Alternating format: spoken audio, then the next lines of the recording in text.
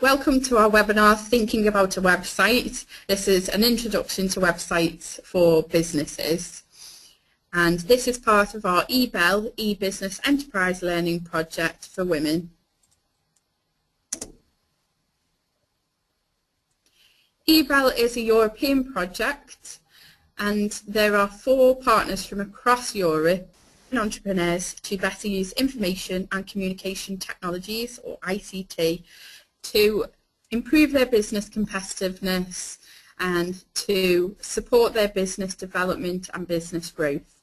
And the partners for this particular project are the Women's Organisation from the UK, Chemie Business School at the University of Limerick, the European Centre for Women in Technology in Norway, and the Human Development Resource Centre in Slovenia.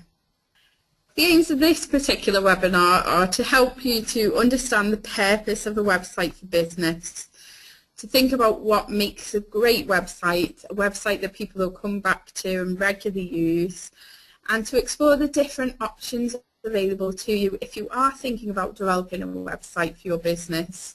It's helping you understand the different types of websites out there and how you could go about setting that up. Another important tool we'll learn from this webinar is understanding the basic principles of SEO, search engine optimization. That just means getting search engines like Google to notice our website and to ensure when people are searching that our business website is picked up by that search tool. We also hope to raise your awareness of legal requirements and general guidelines around accessibility and other issues to do with your website. And hopefully by the end of the webinar you should be able to put together a proposal for your business website so you know exactly what it is that you want to achieve with your website and how you're going to do that. Please ensure you've set aside enough time to complete this webinar.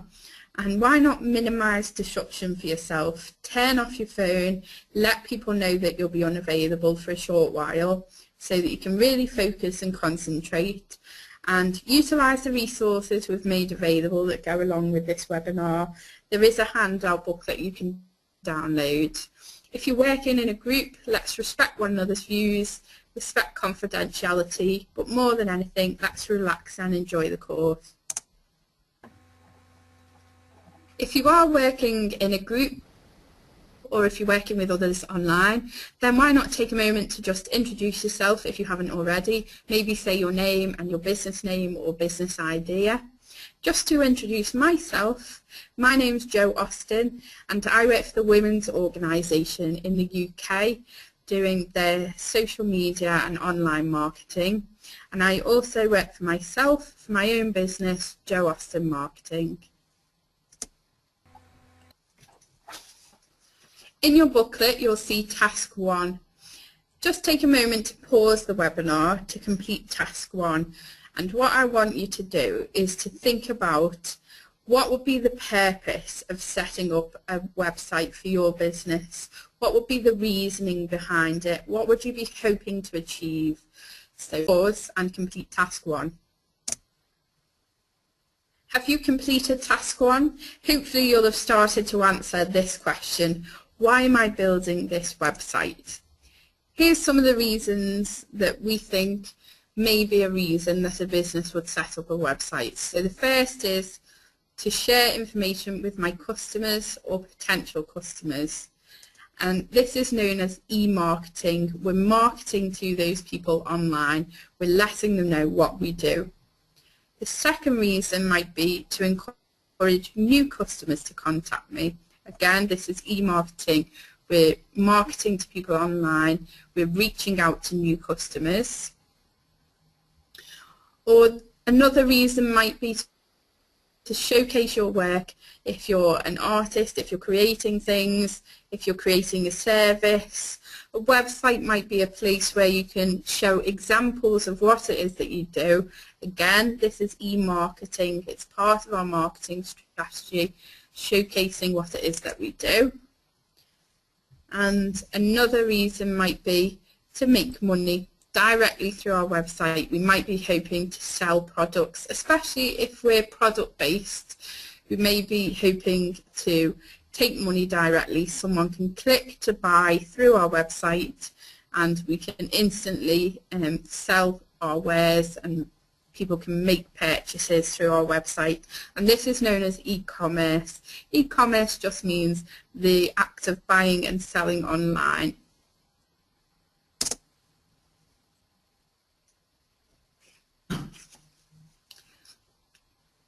In your booklet you'll see task 2. Task 2 is considering what makes a really good website. So think about some websites that you really enjoy using, and think about some websites that you've come across that haven't been so great and have instantly made you want to visit a different website. So using your task booklet, let's start to list the factors that makes a website really good, thinking about those ones that we really like to use, and think about what makes a website poor. Start to list those now in task 2.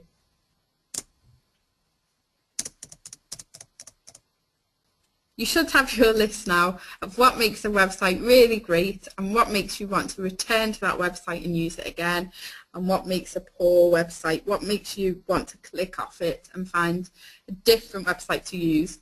And here's some of the key elements that we thought of. Download time, how quickly does that website appear on your page? Is it really slowed down by large photographs?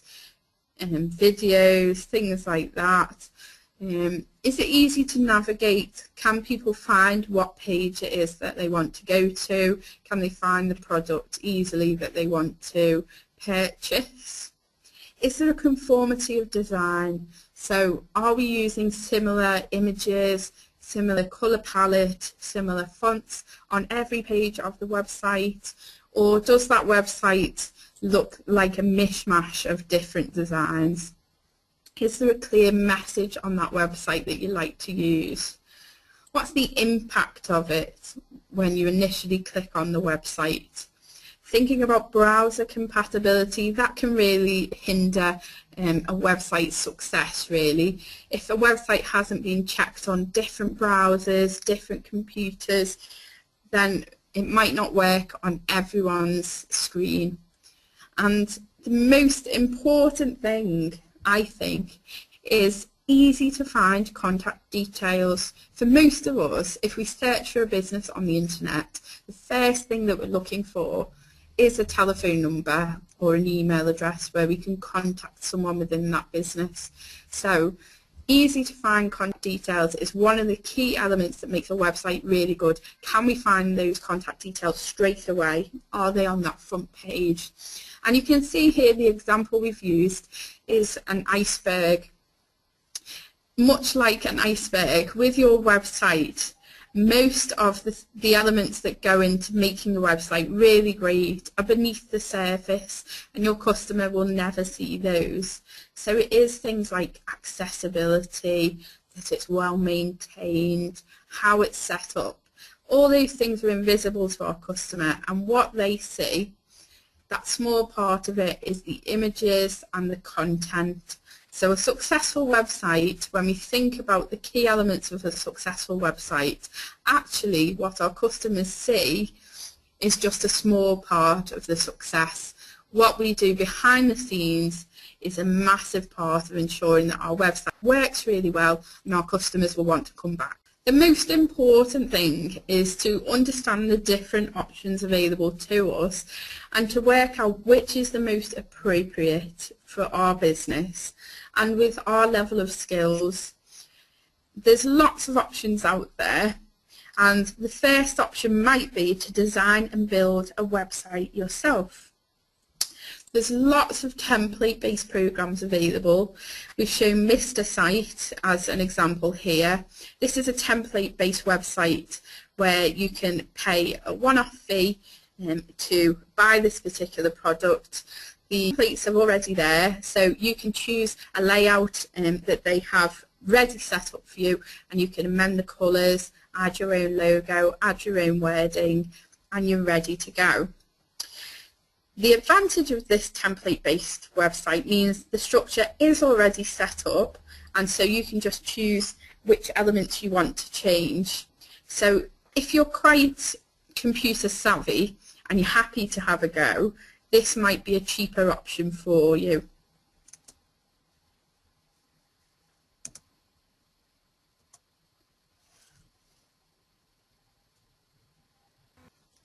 The next option might be to employ a web developer to help you.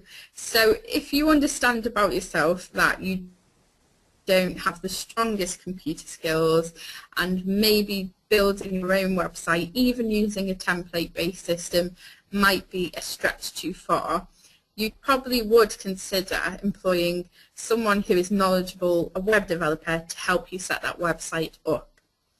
One tip we would give you is that it is quite a good idea to ask for what's known as a CMS, content management system, for your website.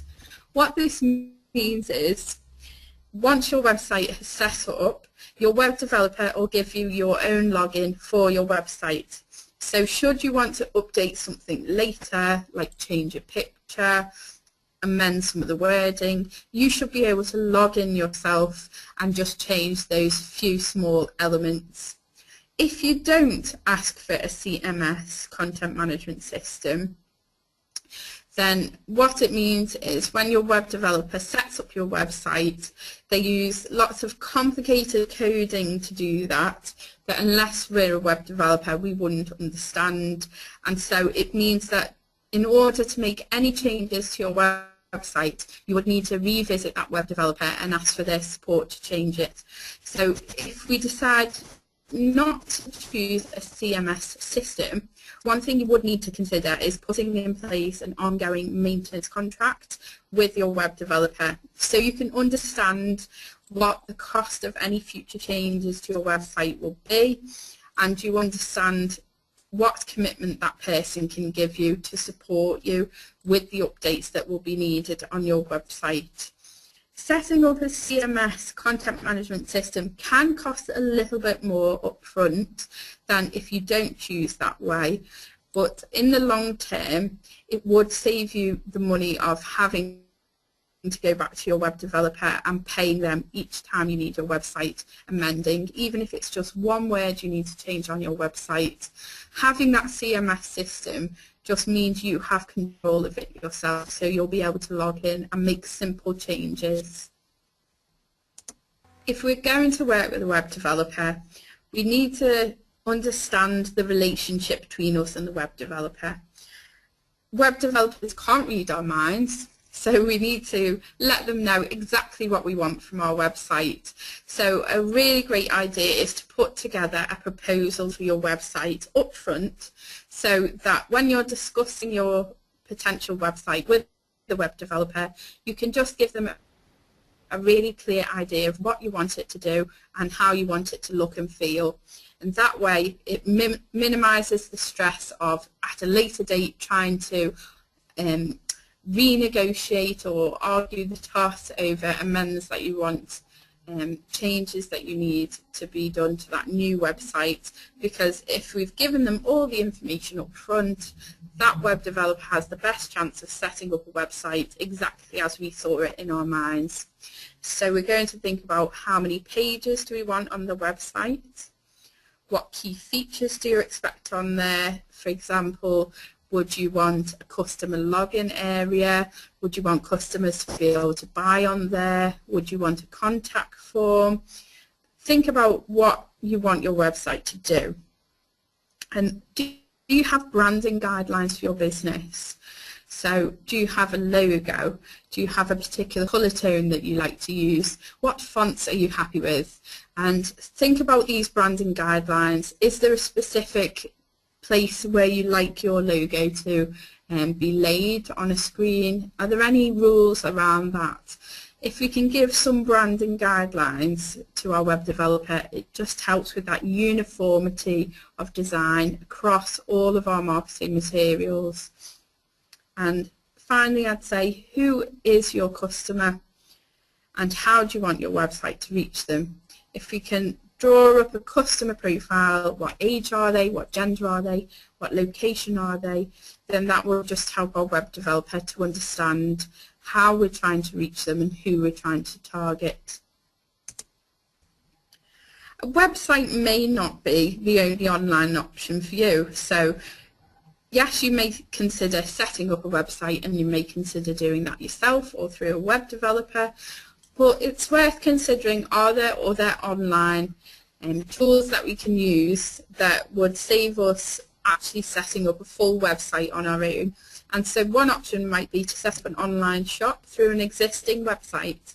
So for instance, eBay or Etsy, some of these online selling shops, we can set up our own page or our own profile on there, which we can customize with our own logos, etc.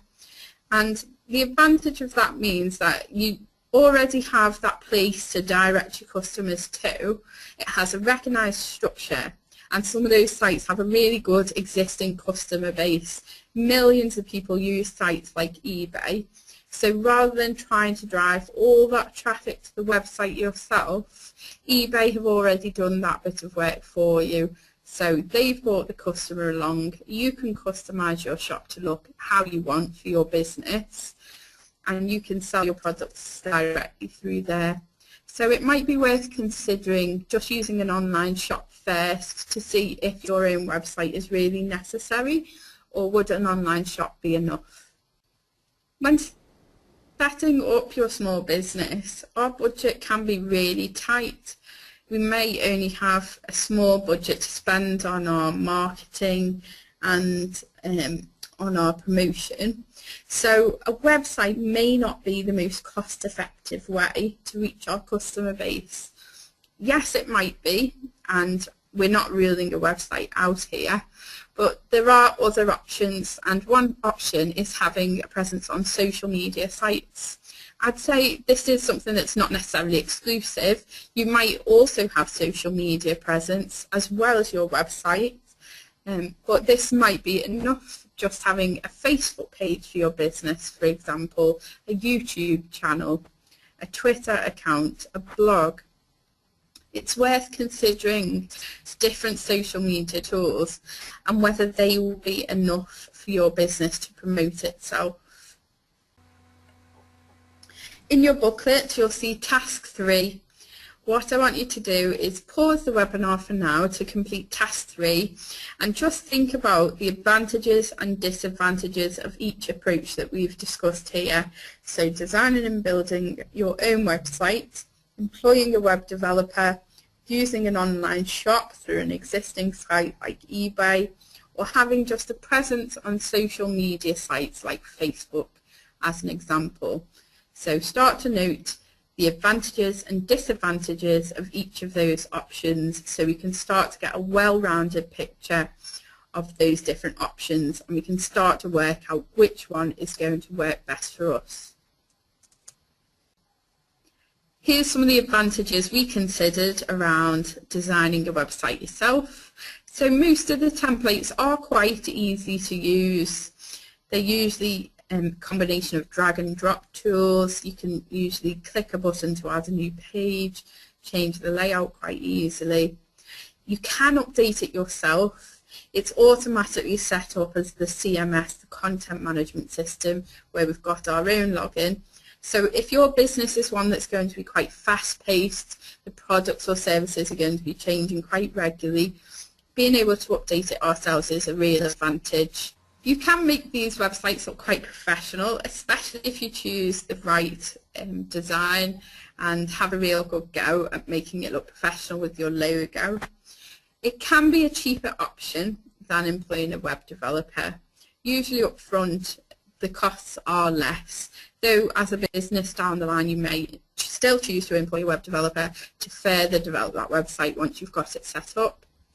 They are usually quite scalable in that you can add extra pages, you can add other functions over time as your business expands, or as you realise that there are other elements that you needed your website to do. So you can usually add in payment methods such as PayPal. So there is the e-commerce function there for people to buy online. Some of the disadvantages then might be that it is quite dependent on your IT ability. How familiar are you with computers? How confident are you around design in terms of computers? So thinking about your level of ability is one of the considerations when we're considering setting up a website ourselves. Time and commitment. It's not going to happen overnight. If we want it to get really professional looking, then it is going to take quite a lot of commitment of our time to think about the design, to build up the content for the website, and to really think about how to make it successful. And optimization, we will talk a little bit more about search engine optimization, but this is one of the considerations. How are we going to get search engines to pick up our website? If we're doing it ourselves, it does require a little bit of technical knowledge, or we may have to pay someone on top to help us with this. If we're employing a web developer, here's some of the advantages that we consider. Firstly, it's going to look professional. Well, we'd expect it to look professional. We've paid a lot of money for this website, so we want it to look exactly how we wanted it to look. The branding should be right. We can really establish that brand on every page, the right colours, etc. And we can follow that through with our printed media and other marketing. There's less time commitment from yourself because someone else is taking on that task. So you can concentrate on other areas of the business while that person's setting up the website. And the web developer should have the knowledge and expertise. And this is one of the things when we're choosing a web developer, it's important to get recommendations, get at least 3 quotes for your website, and really understand what the key skills of that web developer are, so that we can really draw on their knowledge and expertise. Disadvantages then, a bit of loss of control. We're dependent on that other person to understand what it is that we want, and if we don't choose that content management system, we're reliant on them to make regular changes or updates. It's certainly not the cheap option, choosing a web developer, though some would argue that by paying out that extra expense up front, we're saving ourselves a lot of our own time, and we can be saving some expense in the long run of going back when we've realised that perhaps our own website is not working out as we thought it would. We may have to then employ a web developer at that point. Or if we've got it slightly wrong with our own website and we have to then employ someone to help us to fix it, that can be costly long term. Optimization, this isn't always included in your website deal, so it's important to have that discussion with your web developer. Work out if they know about search engine optimization. Do they understand how to get like Google to pick up your website? Make sure we have that discussion with them and understand what extra expense it will cost us to ensure that they've taken those steps to have our website picked up. And the ownership, it's important to understand who owns what in terms of your website. Sometimes the web developers, they'll host your website for you, or they might own the domain name. So it's important to understand who owns what, who's got the rights to that website. Some of the advantages of having an online shop, again, it's quite easy to use because the template's set up for us and we can make these changes ourselves, change our logo, change the wording if you want to. As we said before, it's got that established customer base. They usually are relatively cheap to use. They might have just like a monthly fee or something like that. Sites like eBay, they'll do their own marketing and they'll spend a lot of money on that, so that can save us some time and budget in terms of marketing. And they do have e-commerce function available. So a site like eBay, for example, is supported by PayPal payment function. So people can use their credit card or bank account to pay. And there is guidance available on eBay and other shops to help you to understand what it is that they offer and how to do it. The disadvantages then, again, it's dependent on your own IT ability. The quality of design will depend on how confident you are in uploading photos or how confident you are in writing really nice wording for your marketing. It does take time and commitment from yourself again, because you're going to have to set this up and regularly maintain it. The main problem with online shops is competition. Your site's going to be grouped along lots of your competitors, so that can be one consideration as to whether that's the best option for you. And one disadvantage is the cost. So there are ongoing costs with using an online shop. Instead of paying an upfront fee, we're going to have to look at the ongoing cost. And a lot of these sites do take commission from whatever we sell. So it's important to really investigate the fees so we understand. One of the advantages of social media is it is quite easy to use. For most of us, we will be using some social media on a personal level already. So we probably are quite familiar with these sites, and they're already set up for us, so there's not a whole lot that we need to do in terms of design and layout, just maybe amending it to have our logo on. We can update regularly ourselves.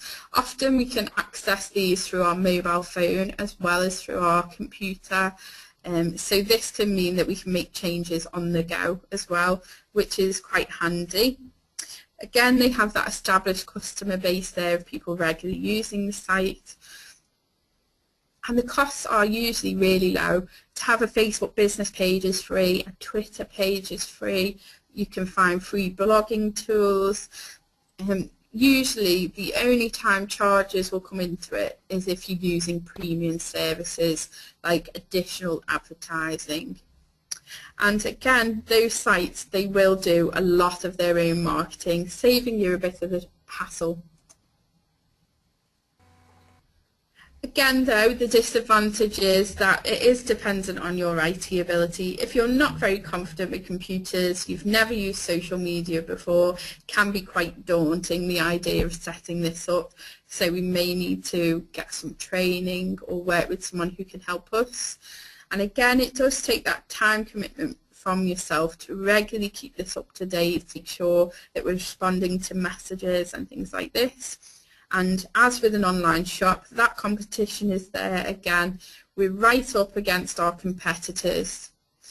And the problem with a site like Facebook or Twitter is at the moment there's no good e-commerce function, which means we can't add a button to pay now, to buy now on our Facebook or Twitter page. So we'd need to think about other ways that people could buy from us through that particular method. So it might be setting up a PayPal account alongside our social media presence and letting people know that they'll need to send us a message to let us know what product or service they're interested in, and then they can send us the payment directly through PayPal. We've touched on search engine optimization as we've gone along. So SEO, this is something we're really going to have to think carefully about if we are going to set up our own website. But also if we're going to use any of the other methods, our online shop, our social media, it's also important for those tools to understand the basic principles of search engine optimization. And all this really means is, what can we do to our website or our web page, whether it be an eBay page or a Facebook page, in order to make sure search engines like Google are going to find us, and secondly, to make sure that when they find us, we're going to be on that first page of the search results.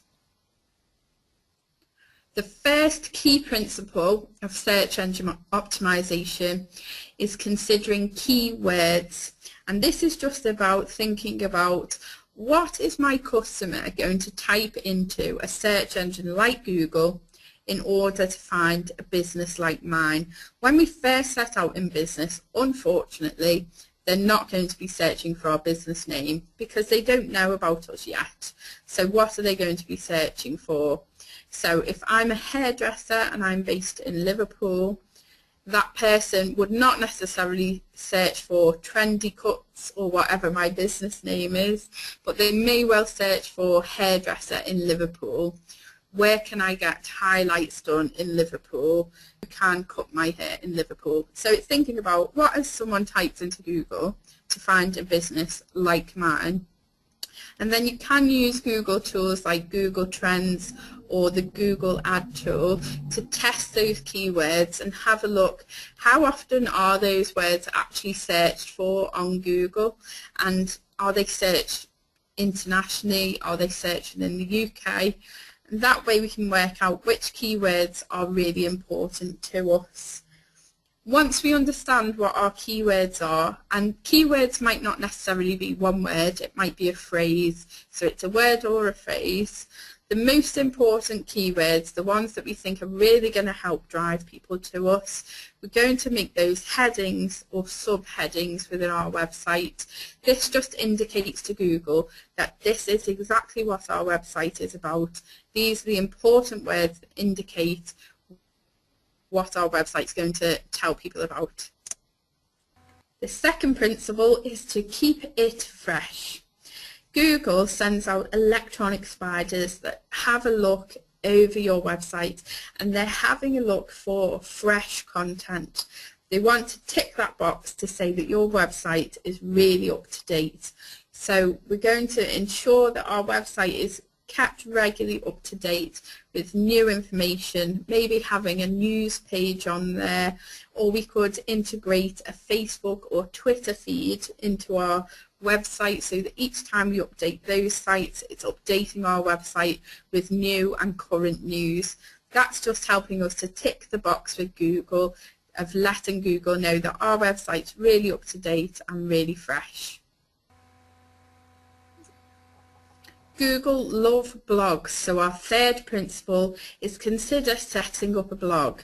So a blog can be a standalone tool, or it can be something you can integrate within your website, so it can act like the news page of your website or something like that. Blog is short for weblog, and it's basically like an online journal or an online diary. It's a place where you'd be sharing your latest news or publish industry relevant articles that show yourself as an expert in your field. It should be regularly updated, something that's ongoing, your ongoing thoughts and feelings. There are some free tools out there. Blogger is one, and this is one set up by Google. Again, it's template based, so we can add our own logos to it, and once it's set up, as I say, we could integrate that into our website if we wanted to. If we've set up our website ourselves using a template based program, there should be tools within that that show us how to add a blog to our website. If we've used a web developer, it's important to have that conversation if we're thinking of adding a blog to the page on our website, so they understand that that integration needs to take place. If we look on Google, when you're searching for something on there, one of the search results categories that we can narrow down by is blogs, because Google really love blogs. Blog articles are people's thoughts and opinions. And so if we put lots of those juicy keywords into our blog articles, and we can add what's known as backlinks, so with each word that we're saying, we can highlight and we can add a link on that word through to our website. It's just helping to boost our website all the more, and Google are really going to start to pick us up and pick up that information about us. Make sure that you're being original. It can be so tempting when we see interesting information or copy on the web just to copy and paste it straight onto our website as an interesting article. Unfortunately, if we do this, this will give us a black mark in terms of Google. It's a real thumbs down for them if we're just simply copying and pasting the same information from another website onto ours. And you can come up against issues of copyright and things like that. So let's not just regurgitate content. It's important to put our own spin on it. If we see an article that's really interesting, yes, we might quote that article, we might post a link towards it, but it's important to say what are our views around that article that we've read. And we'll really go up in Google's estimation if we're being original and providing new content to the internet. Search engine optimization, if we're going to have a website, is really important for ensuring that our customers find us. But there are other things that we can do to ensure that our customers find our website. So once we've got it online, what else can we do to help customers find that website? And this is task 4. So head to task 4 in your handout booklet and start to jot down your ideas. What will you do to enable your customers to find your website? Here's some ideas we've come up with of how to enable your customers to find you. Because just having that website set up and online, you're not guaranteed that lots of customers will immediately find your website or that they'll make sales once they do. So it's important to think about these other tools. So it might be listing your website on online business directories, and you can often find free ones of those. Adding links to your website on social media updates, so if you have Facebook or Twitter, guiding people towards your website. It's usually a good idea to guide people to a specific page on your website so that if you've advertised a particular product or a particular theme of your website, if you can guide people to that exact page on your website, then rather than them clicking through and then having to search around to find what it is that you're talking about, that information is right there in front of them. So we've kept them engaged. Making sure we put our web address on business cards and other printed promotion, and that might be our website address or it might be an address for a Facebook page if you're thinking about using those other methods. Asking other websites to link to ours is really important, and this is another key principle of search engine optimization. If we can get other websites to just add that link to our website, it's giving Google a nudge that our website is really popular and it's known. And the important thing around this to understand is that it's quality, not quantity, that counts in terms of Google. So another small independent website adding a link to ours, it's nice and it will help a little bit, but if a really well-used website adds a link to our website, that's really going to help. So if they're a good, well-used website that's really high up that Google search results, it's like them giving a helping hand, pulling us up the Google search results if they put a link to our website on theirs.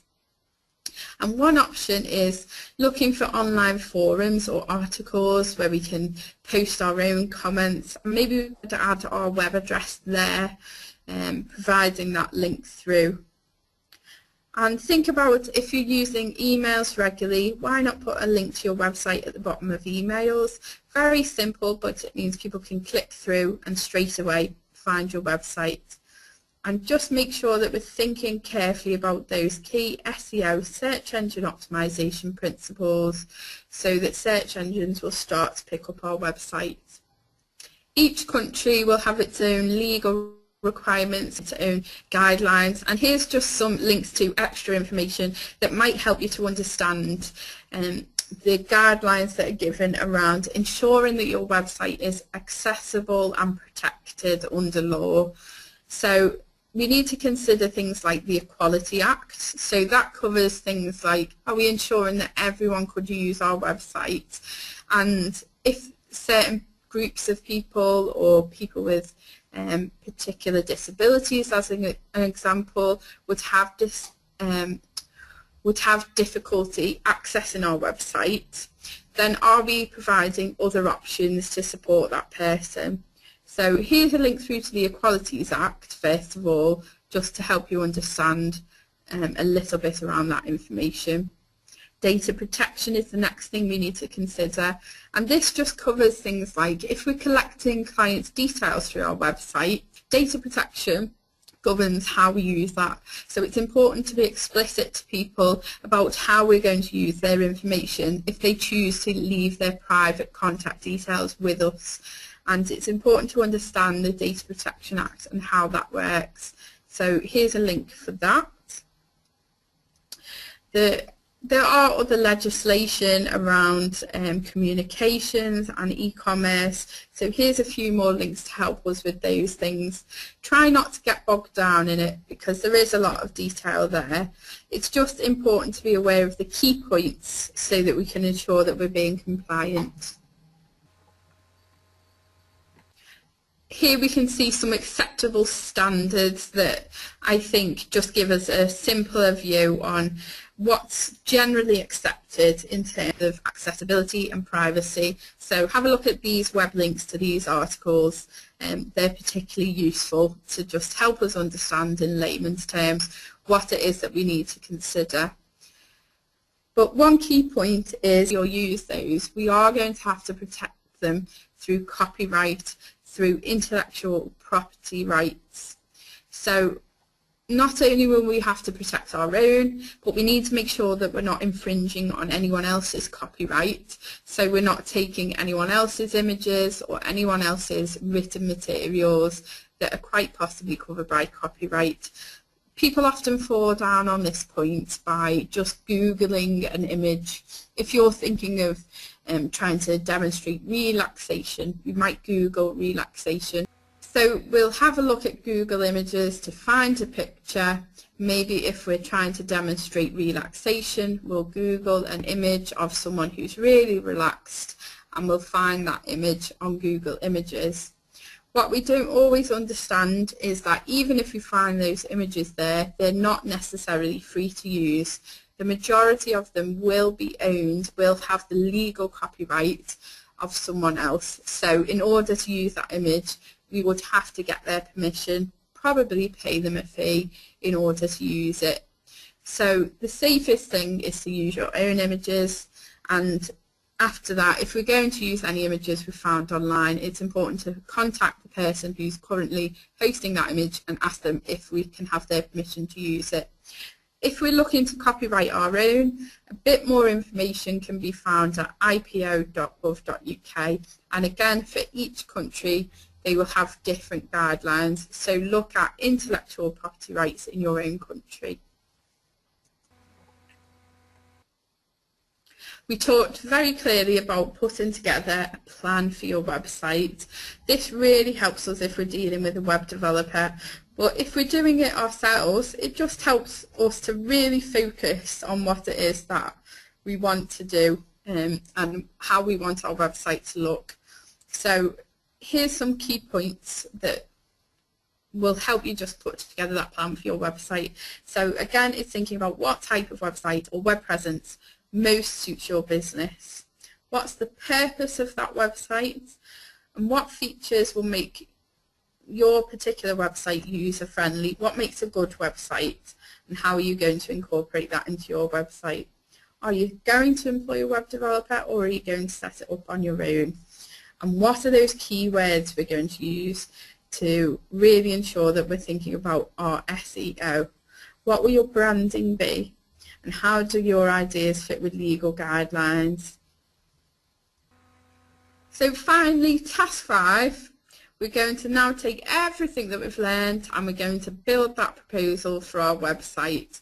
So take a moment to go through the task booklet and start to build that proposal.